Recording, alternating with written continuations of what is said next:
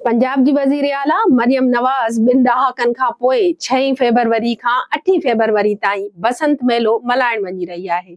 सवाल इहो आहे त छा उहो मेलो रवायती अंदाज़ में थींदो या उन सां गॾु कानूनी ऐं सियासी पाबंदियूं ॿियूं हूंदियूं। अचो त इन जा तारीख़ी, सक़ाफ़ती, समाजी ऐं सियासी रुख ॾिसूं था। लाहौर में सदियुनि ताईं बहार जी आमद जो मतिलबु रुॻो हिकु हूंदो हो, बसंत, जंहिंमें शहर रंगीन चादर ओढ़े वठंदो हो। छितुनि ते ख़ानदान गॾु थींदा हुआ, घिटियुनि में दुहल वॼंदा हुआ, फीके रंग जे कपिड़नि जो राज हूंदो हो, देगूं चढ़ियल हूंदियूं हुयूं ऐं आसमान हज़ारे लॻड़नि सां भरिजी वेंदो हो। पोइ इहो सभु कुझु ओचितो बंदि थी वियो।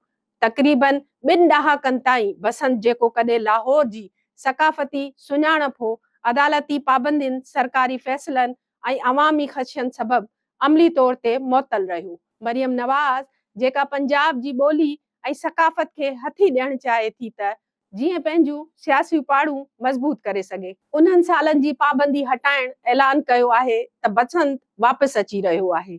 सवाल इहो आहे त बसंत जी शुरूआत कॾहिं थी ऐं उहो इन ताईं कीअं पहुतो। लफ़्ज़ बसंत संस्कृत लफ़्ज़ वसंत मां निकितल आहे, जंहिंजो मतिलबु आहे बहार। रियासतनि, सियासी जमातुनि ऐं जदीद निज़ाम खां घणो अॻु नंढे खंड जा माण्हू सियारे जे ख़ात्मे ऐं बहार जी आमद ते मक़ामी सतह ते जश्न मल्हाईंदा हुआ।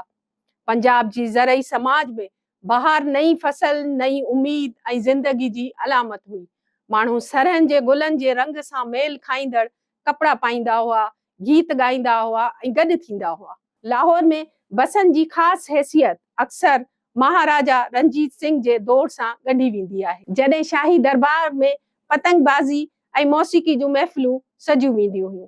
वक़्त सां गॾु बसंत लाहौर जी सुञाणप बणिजी वई। मुग़ल दौर जे ज़वाल, सिख दौर ऐं पोइ बरतानवी दौर में बि इहा रवायत बरक़रार रही। पाकिस्तान जे क़याम खां पोइ जॾहिं लाहौर जी आबादी ऐं बनावट तब्दील थी, तॾहिं बि बसंत क़ाइमु रही। केतिरनि ई ॾहाकनि ताईं बसंत हिकु घरेलू ऐं ख़ानदानी नोयत जो जश्न रहियो।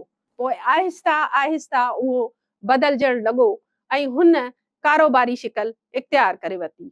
1980 खां 1990 वारे ॾहाके ताईं बसंत हिकु वॾी सनत बणिजी वई।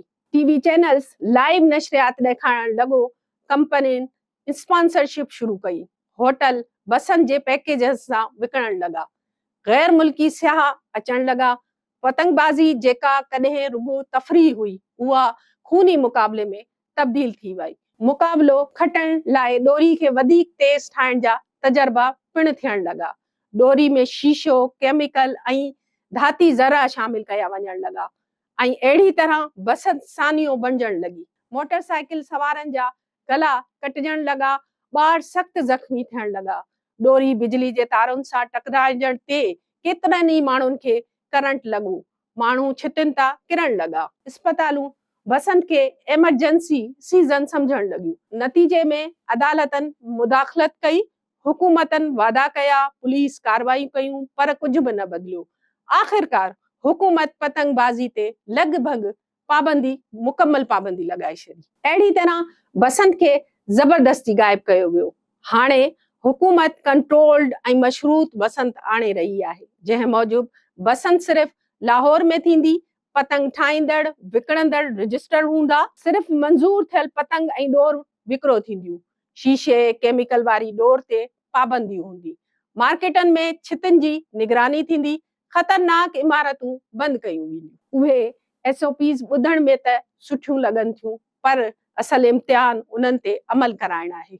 ख़तरनाक ॾोर खां अलावा मरियम नवाज़ हुकूमत खे हिकु ॿियो बि ख़दशो आहे, किथे आसमान इमरान ख़ान जी तस्वीरुनि वारी पतंगुनि सां न भरिजी वञे ऐं फिज़ा कैदी नंबर 804 जे गीत सां न गूंजे। इन जे करे हुकूमत ॿिन्हिनि ते पाबंदी लॻाए छॾी आहे। लॻड़नि ते, सियासी अॻवाननि जी तस्वीरुनि ते, जमातनि जे झंडनि ते, मज़हबी लिखड़ियुनि ते, क़ौमी झंडो लॻाइण ते बि पाबंदी आहे। सिर्फ़ सादी या डिज़ाइन वारा लॻड़ उॾाइण जी इजाज़त हूंदी।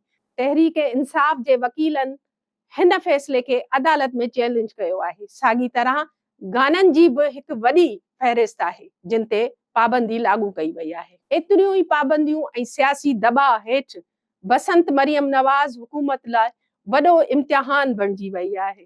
जंहिं त्योहार वसीले हू सियासी एज़ाज़ हासिल करणु चाहींदी हुई, उहो ई त्योहार उन लाइ मसइलो बणिजी वियो आहे। ऐं बसंत हिकु ख़ूबसूरत ख़तरो बणिजी वियो आहे।